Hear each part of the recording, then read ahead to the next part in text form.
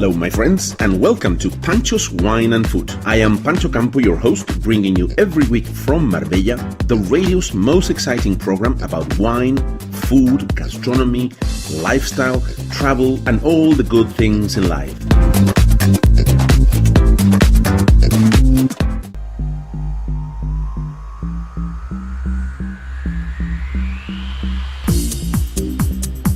In today's edition of Pancho's Wine and Food, I want to share with you guys the most amazing and exciting trip of my life. For our end-of-year holidays, I took my family to Norway, but especially to visit the Arctic Circle.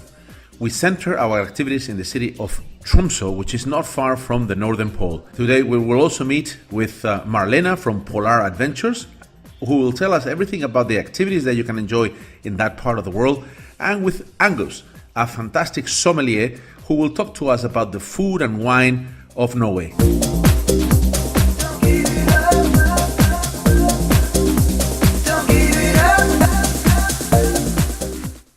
This year, for our end-of-year holidays, I wanted to do something different with my family. I was tired of the traditional holidays on the ski slopes. One year we went to the Caribbean. So I decided to take them to the Arctic Circle. Yes. We went to the north of Norway, very close from the Northern Pole, and we based our activities in the beautiful city of Tromsø. But before we arrived in Tromsø, we spent New Year's Eve in Oslo.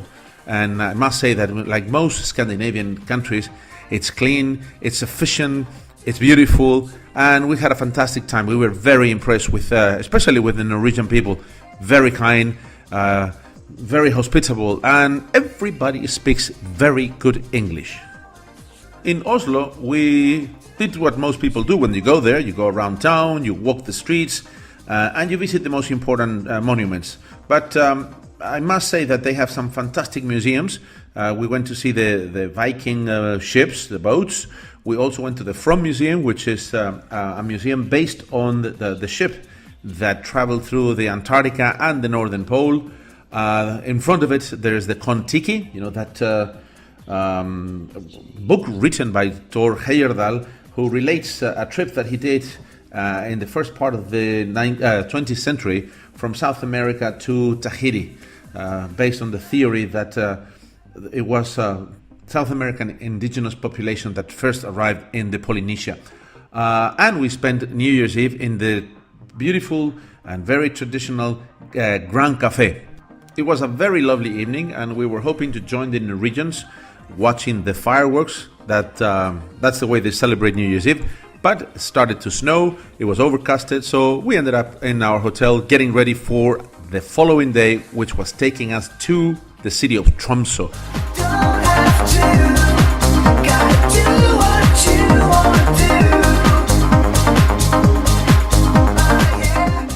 We traveled from Oslo to Tromsø, or Tromsø, as the Norwegians pronounce it, and we didn't know what to expect, to be honest with you. It was the first time in my life I was going so far north, and the first thing that it's striking is that you arrive at 12 o'clock midday, and it's dark. It's completely dark. In the 5 days that we spent in Tromsø, we never had more than 2 or maybe 3 hours of sunlight. That's what is known as the polar night, compared to the midnight sun, which happens from the months of May to end of July. There is sunlight all day long. So it's completely opposite sides of the game. Tromsø is a beautiful city. The sightseeing is fantastic. It's an island connected to the mainland by 2 bridges. And it gives you the feel of these old towns of northern Europe with a fantastic Christmas decoration, the little bars, the little cafes, the restaurants. And once you are there, and the first thing you have to do is, get your gear, get your suits, because you're going to go up to minus 15. And in some occasions, there were places where the temperature went down to minus 30. So you gotta get your long johns, and then you gotta get your ski suits. Then you gotta get your jackets, gloves, hat, mitons. On top of that, when you do the excursions, you will have another layer of clothes that will protect you from the wind and the extreme cold. Once you get that all in place, book your activities, and there's plenty of things to do. We were there 5 days, and each day we had a different activity. We started chasing the northern lights. The same day we arrived at 7 o'clock in the evening. Polar Adventures, the company that organized a lot of the activities for us, they picked us up in a minivan, and we went chasing the Northern Lights. And we were very lucky because apparently for the prior 2 weeks it was cloudy and it was snowing and it was very difficult to see the Northern Lights. But we had a fantastic time. It was one of my dreams when I was a child to see the Northern Lights, the Aurora Borealis, and it's a fantastic experience. You never get tired, although it's extremely cold outside. It's 1 o'clock in the midnight, and it's minus 20 degrees, but you're so overwhelmed by this phenomenon that it's worth it. The following day, we went to see a Sami village where we learned about the Sami culture. The Samis are the only indigenous tribe in Europe. And they base their economy and their activities in reindeers. And so we had the opportunity of feeding the reindeers, and then we went sledging with the reindeers.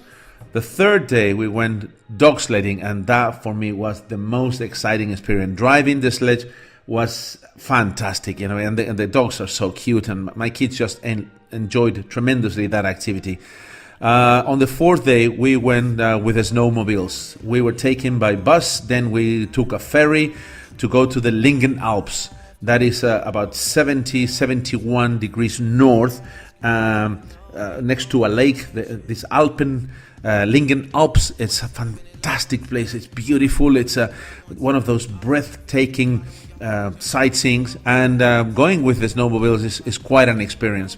And last but not least was the whale watching. We took a yacht from Tromsø with a fantastic skipper, very knowledgeable. He let my son drive the yacht, and we saw the orcas, the killer whales. And that was also another experience. Tromsø is full of activities. There's plenty of things to do in the winter. I understand that the summer is even better, but we will learn more about what you can do in this part of the world from Marlena from Polar Adventures, one of the companies of so many that they're there providing activities. We were very lucky, and we thank from here Socrates, our guide, who explained to us exactly what the Northern Lights are and made us enjoy a fantastic evening.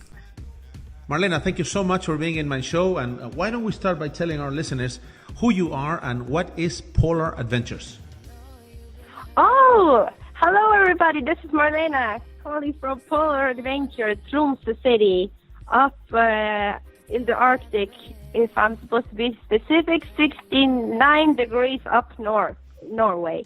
I'm the owner of Polar Adventures and a polar pioneer. We are a tour company and tour operator that provides our guests with special tailored Arctic experiences up here in the Arctic, of course, such as dog sledding and northern light hunting, Sami experiencing, and also fishing and whale watching. Excellent. Now, you mentioned that we are in the parallel 69, so we are in the actual Arctic Circle, right?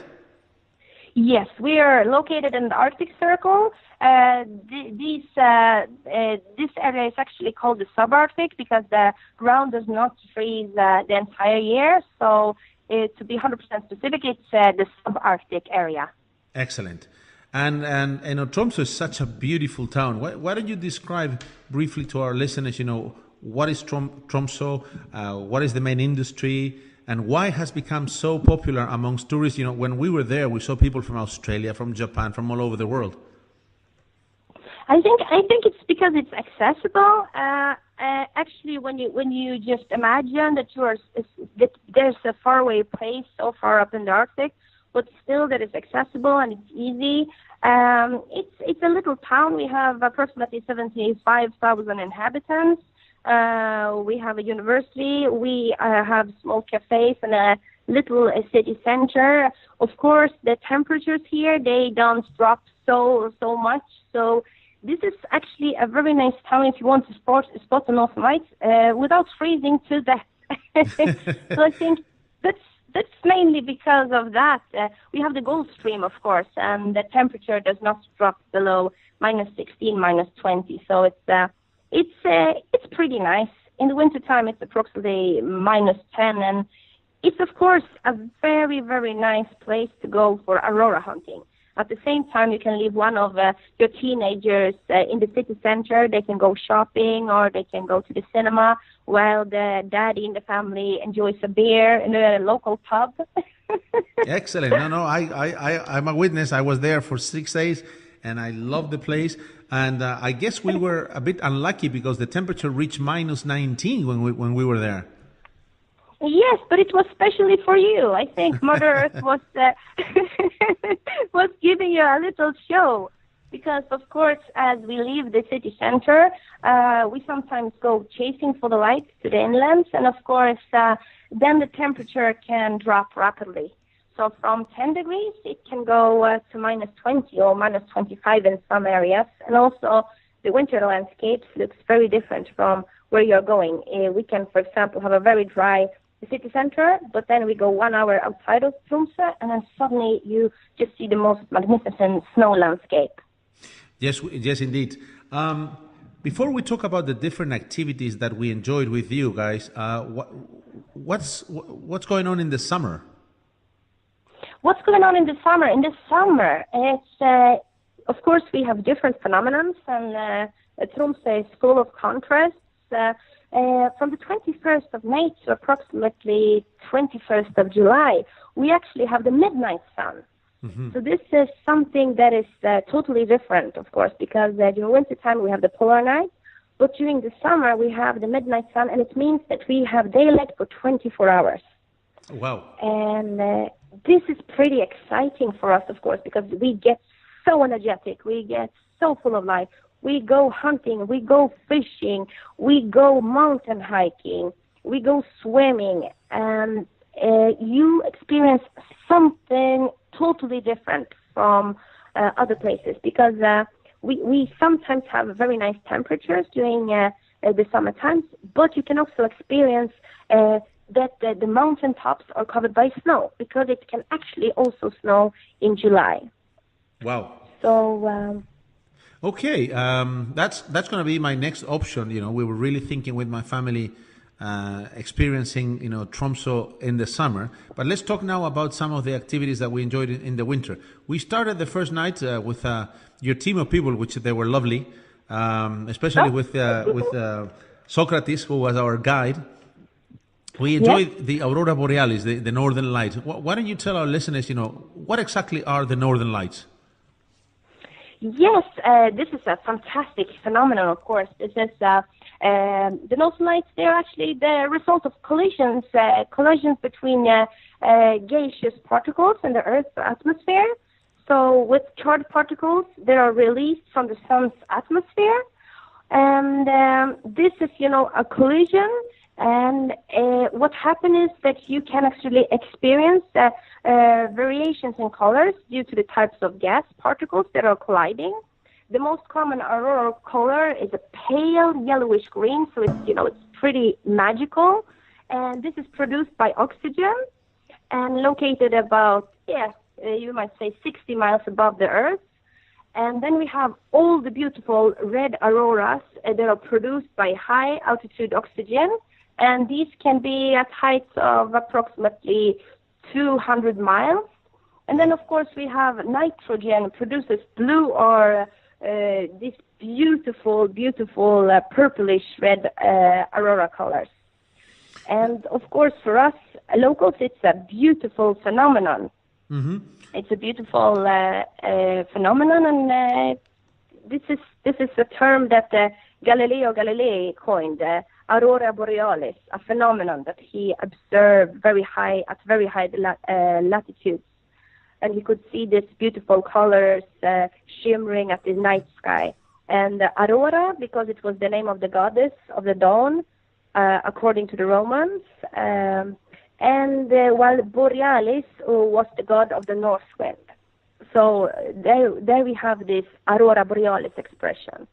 Excellent. But of course, back in time, it was there were so many explanations for what it was because the psalmists, they were talking that it was their ancestors taking contact with them, and of course that it was a very vindictive force. So back in the days, you did not allow children and women outdoors. They used to wear a little cloth over their head, so the aurora would not take them away or rip their hair off. So there are many very nice myths about the Northern Lights. Excellent. I mean, it's something I always wanted to witness since I was a child, and I studied in school.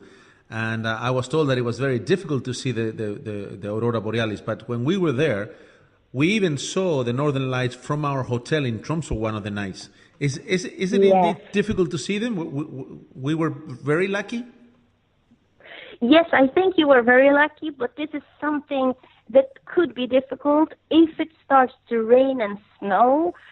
Of course, we're very happy because then we can perform all other activities such as dog sledding and reindeer sledding. But it depends, of course, if we have a high KP and if the activity from the sun is very, very strong. And then we need darkness and we need clear skies. And you were actually very lucky because you had this combination. You had the KP, you had the solar activity, and you had the clear skies. And of course, as you see it from the city center, it's not as beautiful as if you would just run into a bus or a car and just go to a faraway place outside of the city center, so you would avoid the light pollution. Mm-hmm. For our listeners, if someone wants to see how did the Northern Lights look like, in my Facebook, you can see perfectly the pictures that were provided by your team, yeah. And it's amazing that that something funny happened to us. We didn't know that cameras, when you go to a very cold weather, they actually stop working. So my phone was dead, our GoPro was dead, and luckily, your guys had the professional cameras there. Yes, we always help our guests out because this is, something that is we are very passionate about, and of course we love doing this. So we just love just sharing this moment with you, and we feel so privileged. Mm-hmm. And of course, we always have a backup plan because we are used to everything happening or not happening. So of course, we always bring lots of cameras and extra tripods and insulated bodysuits if somebody would be cold or if a camera would stop working. Yeah. So this is a memory for a lifetime. And of course, it's sometimes if you have technical difficulties, you become so upset because you would like to have it in your album. Absolutely. Now, you mentioned before the Samis. What are exactly the Samis? Yeah, the Samis, they actually are indigenous people. Yes, and they are traditionally known in English as Laps or Laplanders. And they are people inhabiting the Arctic area of Sapmi. Of course, nowadays, they live in Norway, Sweden, Finland, and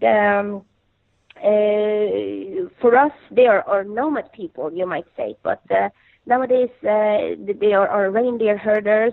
But they live very much in this modern society together with us. And here, you're so happy to come so up close to the Sami traditions because a lot of people in Tromsø, they actually have their heritage in the Sami culture.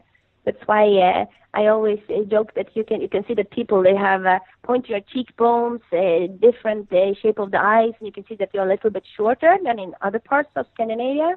Mm-hmm. And you can see that they are just filling the city center with the beautiful colors, with the reds, the blues, the yellows, and very interesting culture.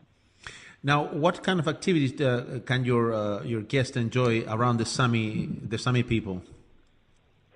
We have something that is very, very nice to experience. It's the reindeer feeding. Nowadays, the reindeer herders, they actually feed their reindeer. Because back in time, of course, it was very hard for the reindeer to come through the icy ground and to come in contact with what they eat. So the reindeer herders, they provide the animals with extra food during the period of time when it's difficult for them to get nutritious food. So you could bring your families for reindeer feeding, and this is highly loved by the children because they come so up close to these cuddly animals, and they are so cute, of course, with ultra big antlers, but they are just adorable, and they allow you to pet them. Mm-hmm. And just to spend time with them, and they are very, very greedy when it comes to food and feeding. So I think you will have one or two or 10 furry friends. We actually did that, and we enjoy very much going on the sled, with the reindeer, and also, the Sami culture, the Sami storytelling, and especially the Sami soup. I think it was reindeer stew, something like that. Yes, it's the Didos, I'm sure. Mm-hmm. Now, for me, although we enjoy all the activities, for me, the one that really, really, marked me and I enjoyed tremendously was dog sledging. Oh, you liked it. I'm so happy. Yes, of course. We have so many Alaskan Huskies in Tromsø, and so many four-legged friends that really love to run and work. So this is something that is, I think, loved by the entire family when you come up to Arctic. We have mushers from all over the world, some of them very famous. They come up here to Tromsø to train their dogs. Some of them bring their own dogs. And, of course, we have some of the most famous husky farms you can experience so far up north. So it is pretty incredible to go sledging in this winter landscape. I must say that, driving the sledge was a real experience. I like sports, I like motorcycles, I like, snowmobiles, but driving the sledge was a real experience. It's so enjoyable. So anybody can do that? Of course, we try to make it accessible, but if you're very, very, very young, or if you're very elderly, we try to tailor the experience so it will be as easy as possible. But if you could not, if it's a difficulty, if you have a hard time to walk or run, then of course you can sit inside of the sledge, and it's just as enjoyable to sit inside of this furry, nice reindeer inside of the sledge. And then you can allow the one of you that is a little bit stronger to try your sledge for you. Before we finish, there was another activity that my family enjoyed tremendously, which was whale watching. Why don't you tell our listeners, exactly what kind of whales can you see, and what other animals can you witness? Yes, this is something that is highly fascinating. Every November to approximately beginning of February, these interesting fjords, they're invaded by humpback and killer whales, the orcas. And they come swimming in formations, and they come hunting for the herring. And this is something that is so spectacular because you see so many individuals in one and the same time, and they come swimming together. The orcas, they are a very good hunter, I say, and of course they hunt and create all these gigantic herring balls. It's not only in cartoons, but this is also for real. You see these gigantic herring balls. And then the orca is a very good hunter, but the humpback whale, he's an even better thief, because the orca has a highly sophisticated a communication system, and of course this is known by the humpback whale. So he comes when the dinner is served and he steals it. And this is something that we can experience from the boat. Of course, we can also experience this from land. But when you're standing in a boat and you see this magnificent, majestic creatures, you just feel so blessed, and that you are allowed to come so up close. And they are curious, so they come swimming under the boat, round the boat, and this is something that we are allowed to see each year. And I would love to take a group of guests and show them this, that is a phenomenon even for us locals. Excellent. Before we finish, why don't you give our listeners a website where they can find more information about Polar Adventures? Of course. Everyone that would like to visit us up in the Arctic and experience these activities, please visit us at www.polaradventures.no. So www.polaradventures.no. And of course, we are waiting here, and welcome to the Arctic. Thank you so much, Marlena. That was a very enjoyable experience with you guys. Also, please thank Socrates for being such a fantastic guide. And once again, it has been so far the best holidays of our lives. Thank you so much. Oh, thank you. I feel so moved. Thank you so much. Thank you. Bye-bye. Obviously. Thank you. Bye-bye. Wake up, I know he's not around. Are you drunk right now? I'm just saying you could do better. Tell me, have you heard that lately? I'm just saying.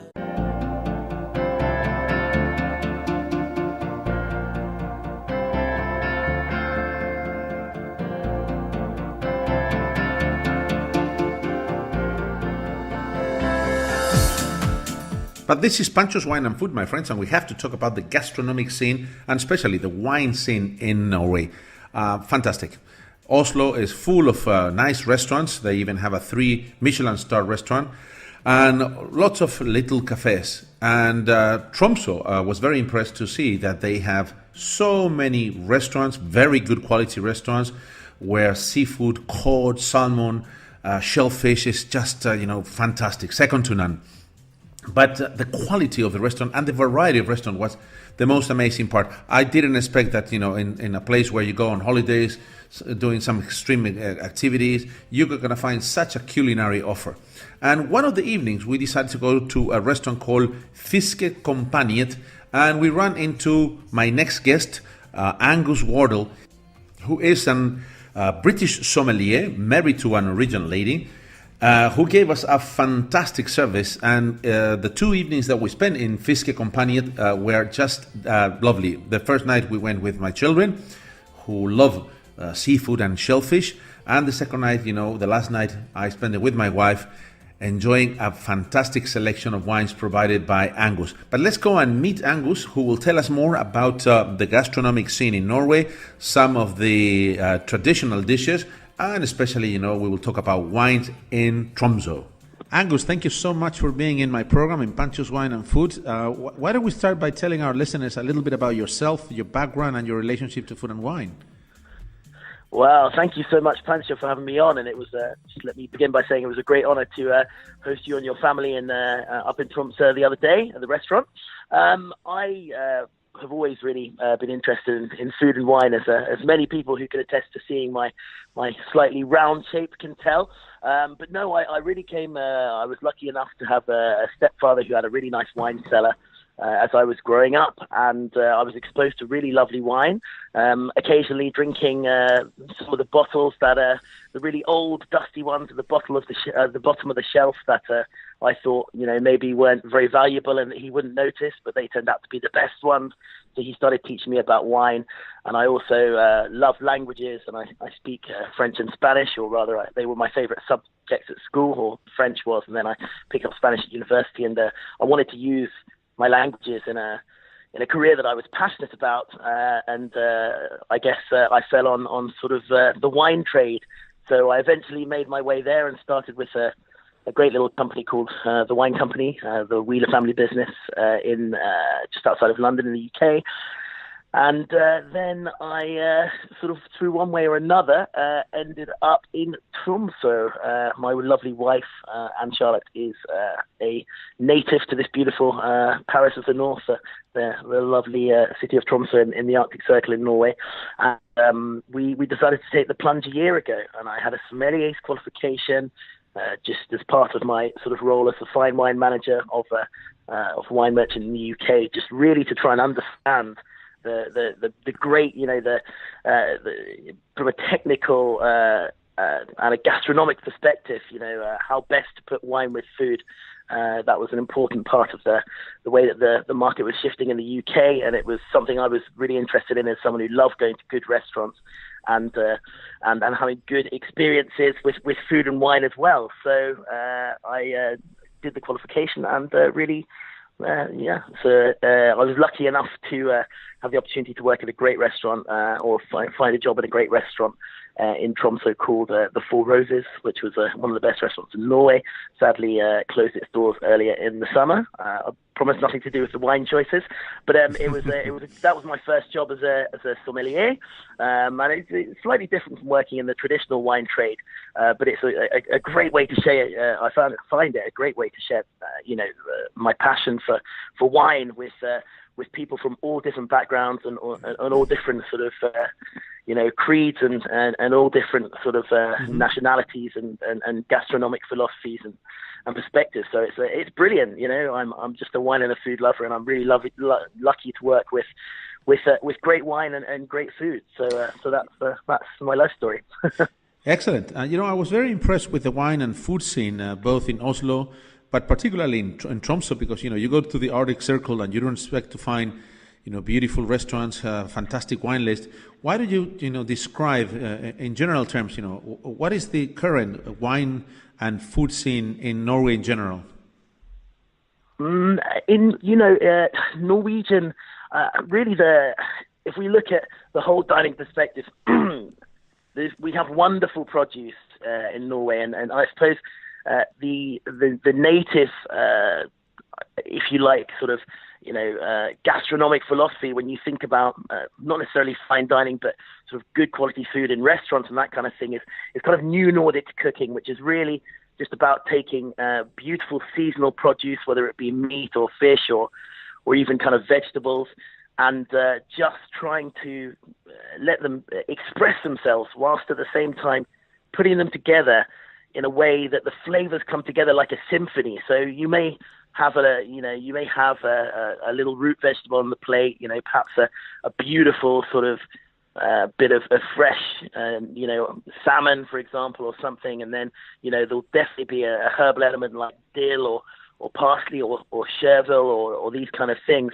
and there'll be some sort of a sauce, and you taste them all, maybe even some egg yolk confit, and you taste them individually, and you think, oh, that's very nice, but I don't really get it, and then you have to have a little of each element on the fork together, and then you see what the chef's trying to say, and then so it's kind of the way that the flavors come together like a symphony, and that's kind of the philosophy, if you like, of New Nordic cooking. And as I say, we've got such beautiful produce out here; it goes very well.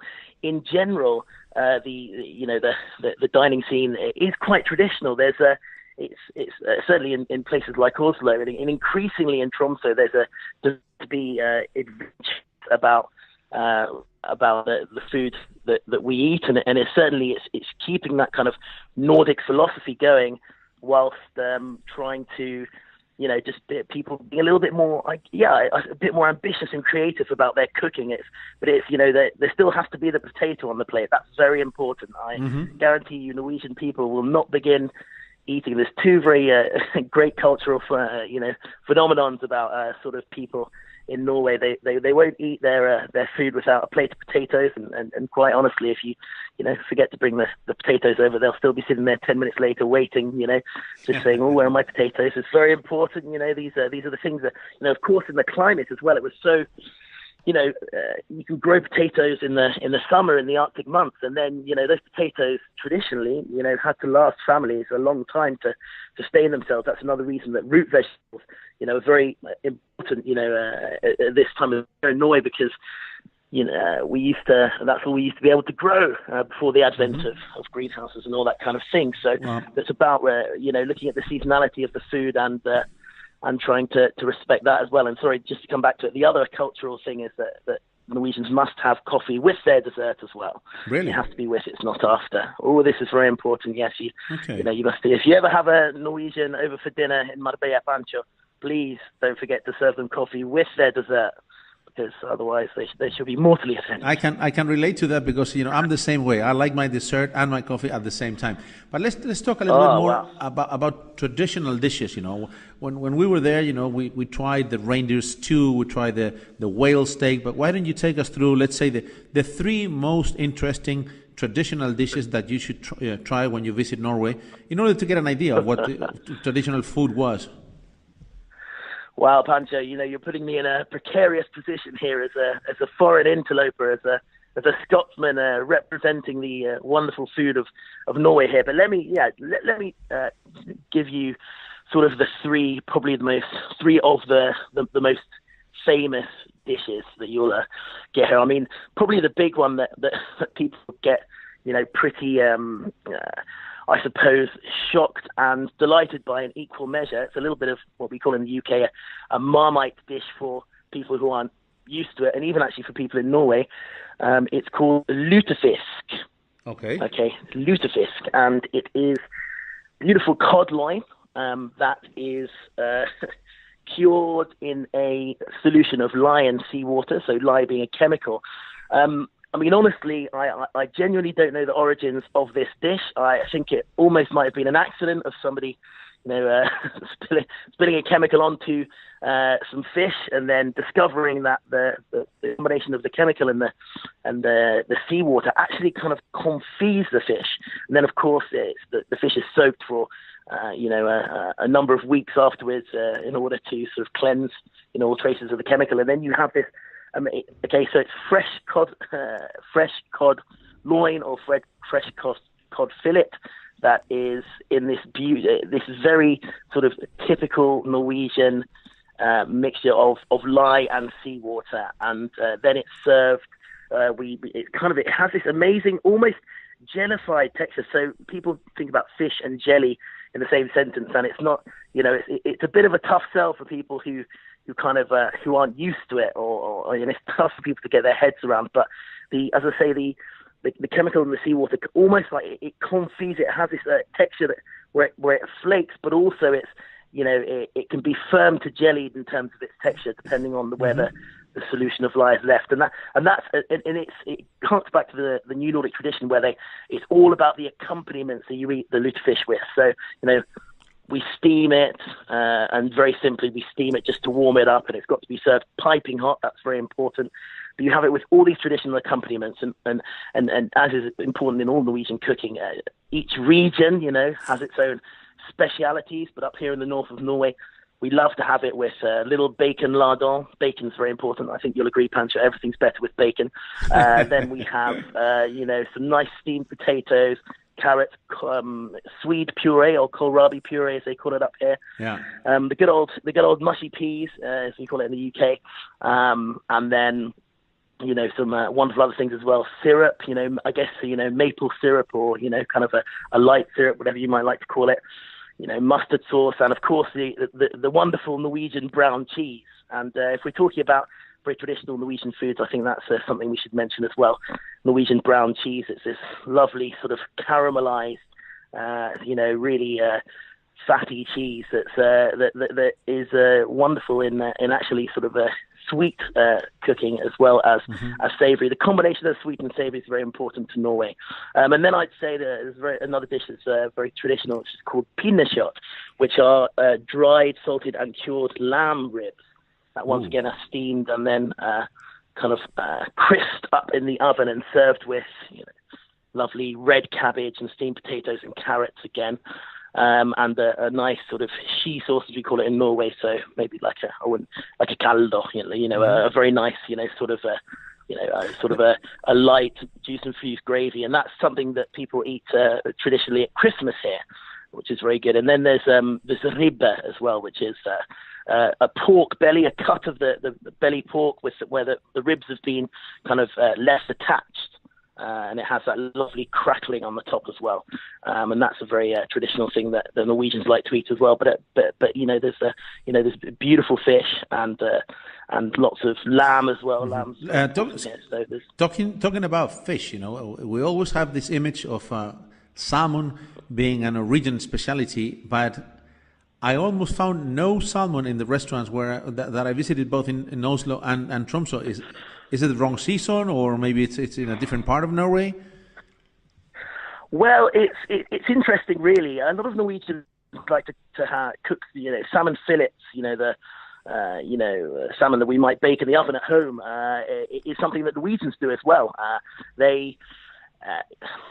It's certainly not in season at the moment. The wild salmon season, certainly in the north of Norway, is pretty much is really sort of July and August.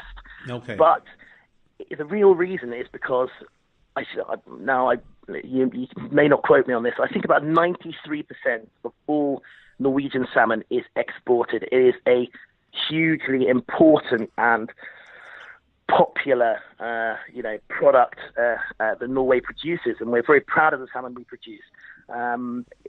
It's very widely available here, but it's the kind of thing people maybe would have on an open sandwich, for example, or maybe if you might just have a little bit of it, just on some bread with your breakfast, or even last thing, Norwegians love to have a little bit of bread before they go to bed in the evening. So they normally supper at about maybe 4 or 5 o'clock in the evening, so a little bit hungry towards the end. And it's to be honest, this is just in my experience. I haven't cooked salmon fillets, if you like, are not the way that sort of Norwegians prefer to eat salmon. They love to cure their salmon. And smoke it, of course, and they're very traditional. There's a lovely cold smoking technique where the salmon is smoked on a bed of ice, and that gets a really lovely, elegant smoke into it. We hot smoke it.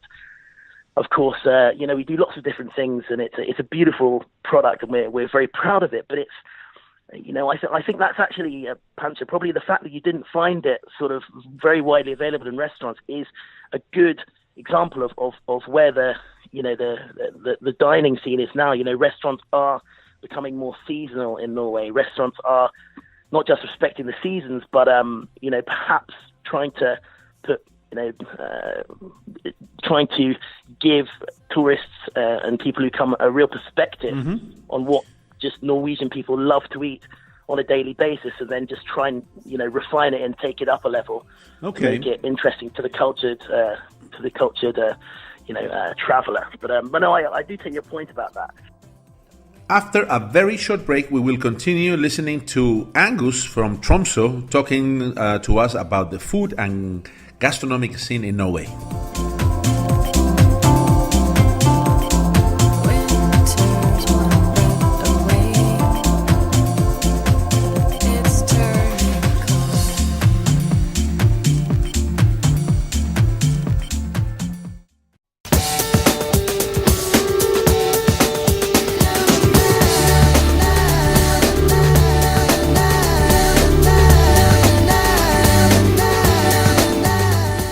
After a very short break, let's continue listening to the explanation of the British sommelier based in Tromsø, Norway, Angus Waterall. Let me ask you another question.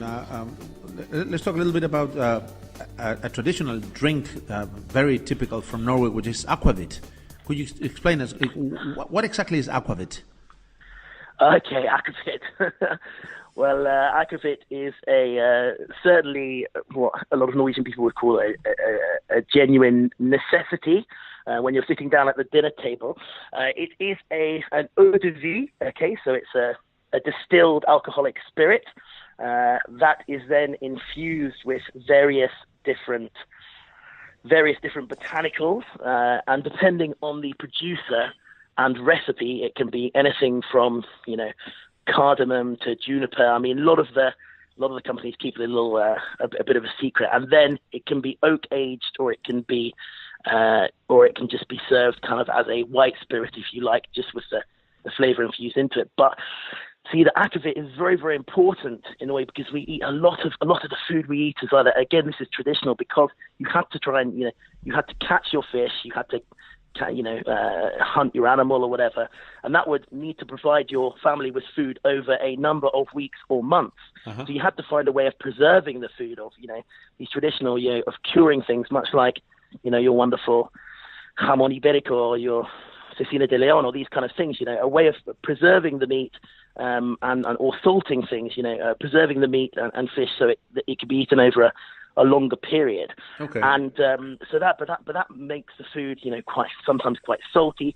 Sometimes it gives it a little bit, an intense flavor from the way that you preserve it, and sometimes it can be very overpowering. So you wash it down with aquavit. I understand. Well, aquavit really does help it slip down very, very, very nicely, actually. And I do recall a meeting with the first time I met my grandparents-in-law, if you like. It was a meal where we're eating something very traditional, which is actually just coming into season this time of the year, the skrei molje, so the the winter cod replete with roe. That's very traditional for Norwegians to eat sort of in January and February. It's really, really delicious. And I went out to the island to meet the family for the first time. There were about 40 of members of my wife's family, and it was my very first time in Norway. They picked me straight up from the airport and we went out to the island, and we were presented at dinner, and I was shown this akevit that I'd never had before. And so they were cheersing, and of course in Norwegian you say skål when you cheers. That's our way of saying salud or cheers or whatever. And I was having a little sip of every time, of course, being a Brit, I thought that every time they're saying skål, they were finishing their akevit glass. So I was really enjoying the fish, and after sort of 6 quite rapid shots of akevit, I really started to enjoy the fish. And then it just took me to the 6th one to realize that they were all just gently and delicately sipping their akevit, and I was obviously finishing mine. So I got a bit carried away. It was the idea of a Viking supper, but essentially it does provide a very important, say in the intensity. Sometimes the food, because of preservation, can be a little salty, a little fatty, or certainly it can be a little intense in its flavor. So the akevit really does perform a role in sort of, helping cut through the intensity of the main element of the dish and allowing you to really, sort of have a palate cleansing effect. Excellent. Now, and also it's a festive thing as well, 2 questions before we finish. What about desserts? What about sweets? Oh, sweets. Wow. You've got me on that one, Pancho. I mean, Norwegians all have a very, very, very sweet tooth. It's in terms of traditional Norwegian desserts. I mean, it's a lot of the stuff we do at the restaurant is based on the wonderful fruit that you can get that kind of throughout the seasons, but also again, it's all about the preservation element. So normally the combination of fruit and chocolate and sort of sorbet in some way is very important. Again, we don't like to, we like to eat seasonally and sustainably up here, and also, so, things like cloudberries, for example. Cloudberries, they only grow in the Arctic. They're really wonderful all over Norway. If you ask anyone, what multebær is, it's like, it's this lovely sort of orange berry. It looks a little bit like a raspberry that's orange, but it has a really tart sort of, a lovely sort of aromatic sweetness, but it's really tart and fresh. People just, Norwegians, they have a real sweet tooth, absolutely. There's every Saturday everyone has their lordagskos, as it's called, which means just it's a little pick and mix sweets or what have you, and we always make sure that the guys in the restaurant have, the waiters and chefs have a few little sweets to get them through the Saturday service, which is always busy and exciting. But in terms of the dessert, traditionally it's a combination of fruit and chocolate in some description is what people love. We have wonderful berries up here, again, that we like to use all the way throughout the year. You've got the cloudberry, or multebær in Norwegian. It looks like a little orange raspberry, and it has this real aromatic sweetness, almost like an orangey aromatic sweetness. But it's actually quite tart and has a lovely freshness, so it makes great sorbet. It's lovely just to sort of sprinkle on top of a nice, sort of maybe a caramel or a toffee pudding.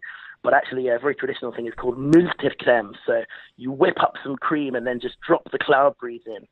And that's all it is. And you've got the lovely tart freshness of the cloudberries, that lovely acidity, sweet sort of orangey flavor. And then you've got that lovely sort of opulence of the cream. And the cloudberries only grow in, some parts of Sweden, in Norway. That's the only place in the world. People have tried to cultivate them elsewhere in the world, but they only grow up here in these sort of, Arctic and particular sort of microclimates. So that's a truly authentic Norwegian product. And then, of course, baking is very important to Norwegians. As the coffee and cake, or kaffe and kake, is a non-negotiable part of every Norwegian's life. And just like you have those lovely sweet, pastels, I suppose, in Spain over here, people love marzipan cakes.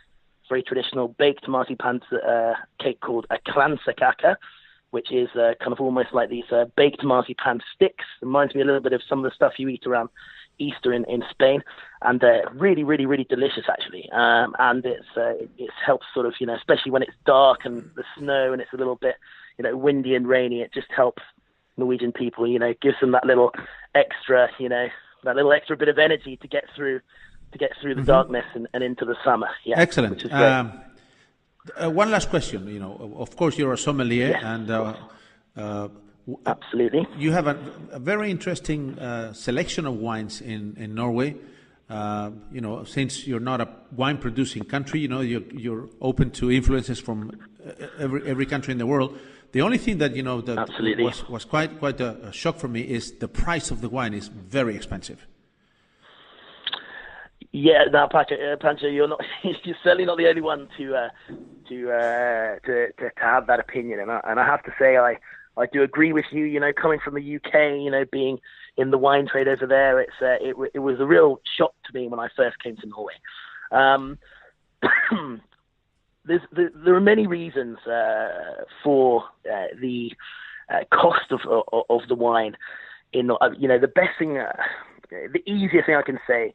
Or what I personally think is the biggest shame about the high cost of alcohol in Norway is the situation with the VAT. As far as I am concerned, as far as I know, businesses when it comes to alcohol are not allowed. You don't receive any VAT back, so there's no such thing as a VAT return for all of your alcohol that you buy throughout the year, and that means that essentially when you are buying wonderful wine, so people over here really, really love wine. They do. I mean, there's a great love of the red wines of Piedmonte in Italy. I mean, Barolo, Barbaresco, Barbera d'Alba. These are really important wines over here, and the fact that they have their full of flavor and intense, but also, especially with a little age, can be nice and, smooth and elegant and have that lovely sort of lightness of body, but fullness of flavor, really intense, once the tannins soften down a bit. That works great with our food here. But so people do consume wine, although it's very high priced. People absolutely love wine over here. People do, and again, the Red Star Policella, Spanish red. Burgundy is very important over here, red and white. They don't, they don't let the fact that the wine is expensive, get in the way of enjoying it. And I think we're lucky to be living in a prosperous country out here. Obviously not. It is a challenge to sell really good quality wine given the cost of it, but it depends on the individual. I mean, bag and box wine is very important in the Norwegian market because people can buy a nice big box of 3 liters of wine and they can just sip it slowly at home, and it's a little bit tough when it comes to selling the slightly more expensive bottles. But there's a real appreciation of good wine here, and I think sort of and I think this is the best philosophy when it comes to wine, always quality over quantity. People, will come out and they'll choose to have a glass of something really, really nice, maybe as opposed to sort of having sort of 2 or 3 bottles of something sort of, maybe low price, but not as good in quality. And it is a real challenge. And, I think it's a governmental decision on the part of Norway to maintain quite high taxes on alcohol, and I don't see that changing too much in the future. But I think Norwegian people still manage to get out and about and enjoy themselves. Certainly in terms of they won't let anyone come in between them and a good glass of wine Excellent. or a beer. So, Angus, it was really Lovely. great, meeting you in Tromsø. You run a fantastic operation. There's a beautiful restaurant. The wine service was Fiske Company, thank you so much. Thank you. Second to none. So before we finish, I would like you to mention the website of your restaurant where people can find more information. And if anybody decides to go and visit Tromsø, my recommendation is that is a must visit, and ask for my friend Angus here. So Wow, thank you so much. So much, Pancho. Yes, it's so the restaurant's name is Fiske Company. Okay, Fiske Company, and we're right down on the harbour in the centre of the buzzing Paris of the North, Tromsø. And we'd love to see you. The restaurant website is www.fiskecompany, so fiskecompany.no, or you can just search for Fiske Company on Facebook. and it should come up with Fiske Company at Tromsø. Or if you just type in, fish in Tromsø, we come straight to the top of the search engine. And we would love to see you. And I'd just like to say thank you very much for allowing me to talk about this food. And Pancho, it was a real honor to have you and your family in. You're a lovely family. And I tell you what, it was a great opportunity to serve some really cool wine to someone like yourself. So thank you very much for having me on. I really enjoyed it. I thank you. That was those 2 nights that we spent there with my family were just lovely, and you made us enjoy tremendously the wines and the food. Thank you so much, and very nice meeting you, Angus. Good luck. You too. Thank you so much, Pancho. All the best. Bye bye. All the best.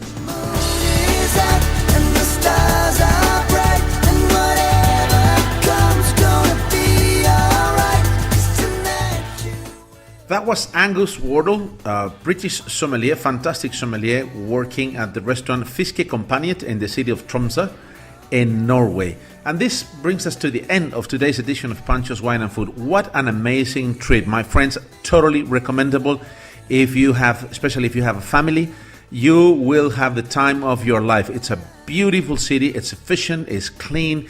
It has fantastic services, great hotels. The gastronomic scene is second to none, and the activities. We started by traveling, chasing the Northern Lights, and we were very lucky to see the Northern Lights. What a spectacle! Unbelievable! I always wanted to do that since I was a kid. Then we went Dutch sledging, and for me that was driving the sledge was the most exciting thing I've done in a long time. The experience with the reindeers, learning about the Sami culture, eating the reindeer stew, and listening to the storytelling of the history of the Sami population. Then the snowmobiles with that fantastic sightseeing in the Lingen Alps, and even northern than Tromsø. What else did we do? We went whale watching, and the trip was fantastic. The skipper was a very nice, experienced, knowledgeable man.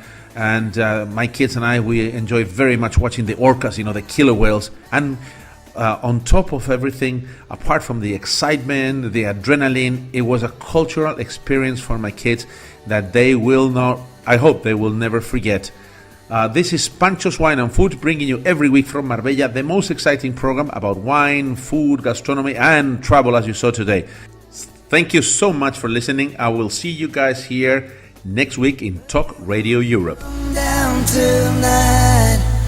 Yeah, we won't come down tonight. No, we won't come down tonight.